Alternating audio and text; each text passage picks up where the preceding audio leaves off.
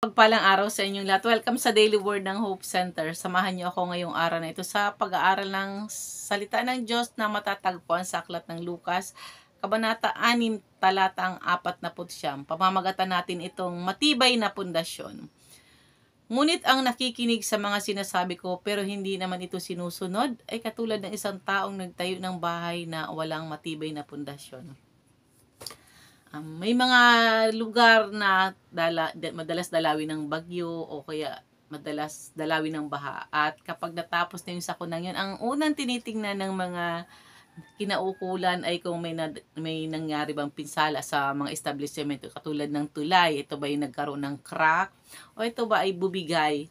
At kapag nakita na walang pinsala, masasabing matibay ang pundasyon ng mga establishmentong yun.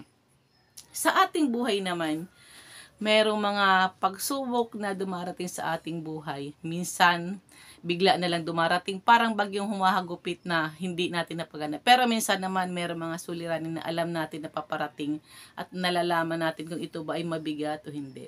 Pinaalala sa atin ng ating binasa na kailangan tayo magkaroon ng matibay na pundasyon ng ating pananampalataya. Nang sa gayon, anuman ang pagsubok na dumating sa ating buhay, ito ay kaya nating malagpasan. Ma-achieve natin ang pananampalataya. Ito ang ating matibay na pundasyon ng ating pananampalataya kung tayo ay patuloy na magtitiwala sa ating Diyos sa pamamagitan ng pagbabasa natin ng Biblia na masasalamin kung ano ang mga dapat nating gawin sa ating buhay. Anuman pagsubok ang dumating ay kaya nating harapin basta tayo ay patuloy na nagtitiwala sa ating Diyos.